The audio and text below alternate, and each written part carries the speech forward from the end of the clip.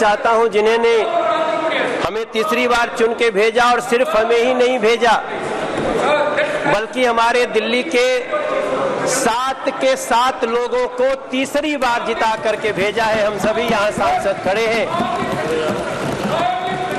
जरा इनका संरक्षण करें अध्यक्ष जी। मात्र मुझे ही नहीं भेजा बल्कि हमारे 7 के 7 सांसदों को तीसरी बार भेजा, और नरेंद्र मोदी जी में वो विश्वास दिलाया। आज तक दिल्ली में नया इतिहास बना, कभी तीसरी बार 7 सांसद 7-0 से जीत के आए ही नहीं। ये विश्वास है हमारे नरेंद्र मोदी जी के प्रति, देश के प्रधानमंत्री जी के प्रति। और मैं पूरी दिल्ली के सहित अपने लोकसभा के लोगों का बहुत धन्यवाद करना चाहता हूं। माननीय अध्यक्ष जी, हम जब 2014 में आए थे इस सदन में, तब हम एक दूसरी दुनिया से आए थे, और जब हम सदन में घुसने जा रहे थे, जब मेरी नजर पड़ी कि देश का प्रधानमंत्री बनने जा रहे एक व्यक्ति, जिन सीढ़ियों से लोग चप्पल जूते पहन के जा रहे थे, अचानक हमने देखा वो नरेंद्र मोदी जी उन सीढ़ियों पर माथा रख के झुक गए थे। हमारे जैसे लोग जो किसी और दुनिया से राजनीति में आते हैं, उनके लिए एक बड़ा एग्जाम्पल था। मैंने अध्यक्ष जी,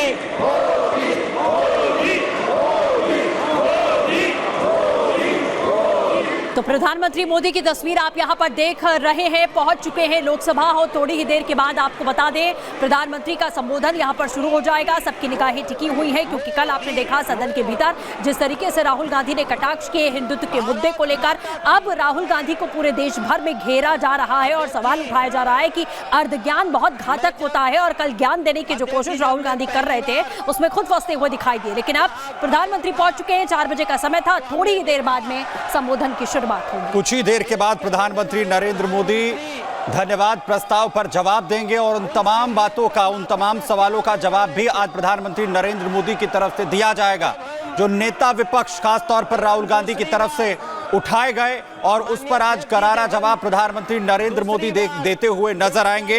इस वक्त सदन में पहुंच चुके हैं प्रधानमंत्री, और कुछ ही देर बाद, क्योंकि इस वक्त सांसद मनोज तिवारी अपनी बात जो है वो धन्यवाद प्रस्ताव पर रख रहे हैं, किस तरीके से दिल्ली के अंदर बड़ी जीत हुई, इन तमाम बातों का वो जिक्र कर रहे हैं। और दूसरी तरफ प्रधानमंत्री नरेंद्र मोदी पहुंचे हैं, और इंतजार, क्योंकि अगला नंबर होगा जब प्रधानमंत्री बोलेंगे। और मैं समझता हूं मेरे सभी साथियों के लिए हाथ में संविधान लेना भी ठीक है, लेकिन संविधान लहराना और संविधान की पूजा करना दोनों में अंतर है। हमने नरेंद्र मोदी जी को संविधान की पूजा करते हुए देखा है, इसलिए मैं बड़े ही विनम्रता से कहना चाहता हूं, राष्ट्रपति जी के अभिभाषण के बाद मैं जब दिल्ली के ही अपनी कुछ बातें करूंगा, दिल्ली के ही सौभाग्य को देखूंगा। कोई द्वारका एक्सप्रेस पे जाकर के गाड़ी चलाता होगा, तब उसको समझ में आता होगा कि सरकार क्या होती है और कैसे लोगों का काम होता है। NH-24 पे जाते होंगे, आज दिल्ली मेरठ तक चली गई है अध्यक्ष जी। आज लोग दिल्ली में मेरठ से काम करने आते हैं और 35 से 40 मिनट में पहुंचते हैं, तब हम सबको गर्व होना चाहिए। हमें गर्व क्यों नहीं होना चाहिए जब हमें पता चलता है कि देश के 4 करोड़ 22 लाख बेघर को पहली बार घर मिल गया। हमें क्यों नहीं गर्व होना चाहिए अध्यक्ष जी, जब 12 करोड़ घरों में टॉयलेट बन जाते हो, जब 52 करोड़ में गांव का आदमी हो। अध्यक्ष जी, हमारी माँ पहले एक हमारे गांव में काम करती थी, उनके लिए हमसे एक बार वो 20,000 रुपया मांग के दी थी, और एक दिन वही हमारी माई हमसे कहती है, ए मनोज, तू जाना तला झुरी तिवारी के मेहरारू के उनके घर मिल गए, मोदी जी घर दिले बाड़े। अध्यक्ष जी, हम जानते हैं कि गांव में घरों में टॉयलेट न होने का क्या दंश होता था। हम लोग साइकिल से जाते थे तो सड़क पे खड़ी महिलाएं खड़ी हो जाती थीं। अगर उस दंश को किसी ने दूर किया, वो नरेंद्र मोदी जी, वो सरकार, हम क्यों न गर्व करें इस पे। 13 करोड़ घरों में नल से जल लगा दिए।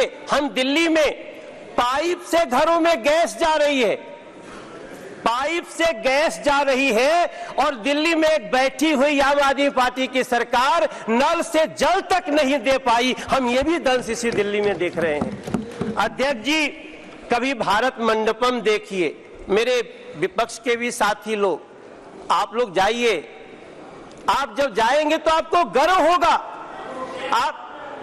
आप कभी, हाँ दादा होता है, होगा, आप कभी यशोभूमि को देखिए, आप कभी बाबा साहब भीमराव अंबेडकर स्टडी सेंटर को देखिए। इसी दिल्ली में जिस बाबा साहब भीमराव अंबेडकर को अंतिम क्रिया के लिए 1 कट्ठा जमीन नहीं दिया गया, बुरा मत मानना, नाराज मत होना, उसी दिल्ली के हृदय में नरेंद्र मोदी जी ने 5 एकड़ में बाबा साहब का स्टडी सेंटर बना के दिया है। यह होता है सम्मान संविधान के प्रति और संविधान के बनाने वालों के प्रति। मुझे बहुत वेदना के साथ टीएमसी के एक हमारे सांसद, मेरे प्रिय साथी, आज आपने एक्ट्रेस के नाम पे क्या दिया? क्या एक महिला को आप देखो, बुरा मत मानना, हाथ जोड़ के, आपको ये बात इस तरह से महिलाओं का अपमान नहीं करना चाहिए। कल्याण दादा, नहीं करना चाहिए। मैं आपसे प्रार्थना करता हूं, आप कोई एक्ट्रेस को सिर्फ देखने वाली वस्तु महिलाओं को न समझा जाए, हम आपसे प्रार्थना करते हैं। हमें गर्व इस बात का होना चाहिए। अध्यक्ष जी, माफी चाहता हूं। अध्यक्ष जी, मैं खत्म करूंगा। मुझे गर्व तब होना चाहिए जब इस दिल्ली में, अब इस देश में, नहीं, हम गुमराह नहीं कर रहे हैं। अगर आप दादा, कोई बात नहीं दादा, अब इस देश में दादा ऐसा नहीं करना चाहिए। देश के 70 साल के बुजुर्गों को अब वृद्धाश्रम भेजने की आवश्यकता नहीं। खत्म करना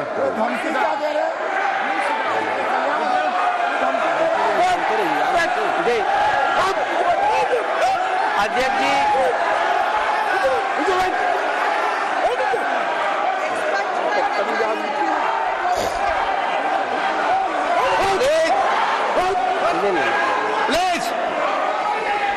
अध्यक्ष जी, ओके,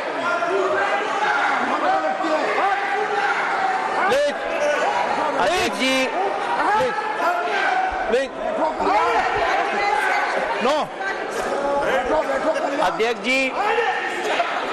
अध्यक्ष जी, हमको गर्व होता है वंदे भारत जैसी ट्रेन में बैठकर।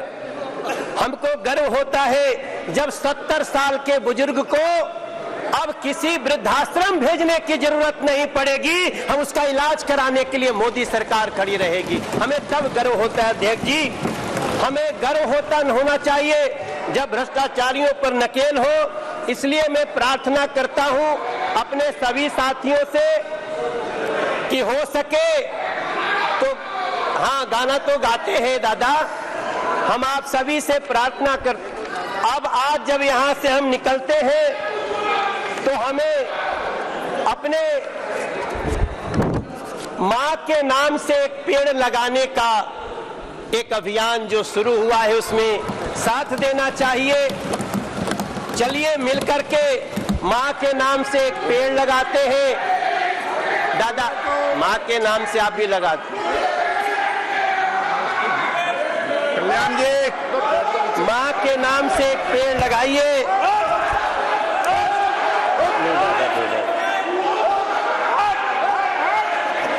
और मैं अध्यक्ष जी, मैं एक लाइन के प्लीज नरेंद्र मोदी जी सरकार को प्लीज तीसरी बार अगर इस देश की जनता ने चुन के भेजा है,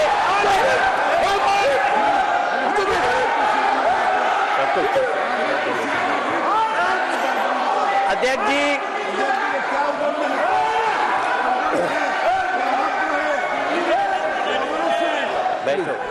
जी अध्यक्ष जी, मैं दो पंक्ति के साथ अपनी वाणी को विराम देने जा रहा हूं। 2 घंटा बोलिए। नरेंद्र मोदी जी को तीसरी बार देश ने ऐसे ही नहीं चुना है। हमारे संस्कृत में एक श्लोक है, अभिवादनशीलस्य नित्यं वृद्धोपसेविना चत्वारः तस्य वर्धन्ते आयुर्विद्या यशो बलम। नरेंद्र मोदी जी की भी आयु बढ़े, नरेंद्र मोदी जी के सरकार की भी आयु बढ़े, ये इस देश की जनता चाहती है। आपने हमें बोलने का मौका दिया। मैं राष्ट्रपति जी के अभिभाषण को बहुत ही उत्तम मानता हूं, बहुत समर्थन करता हूं। आपको धन्यवाद देता हूं।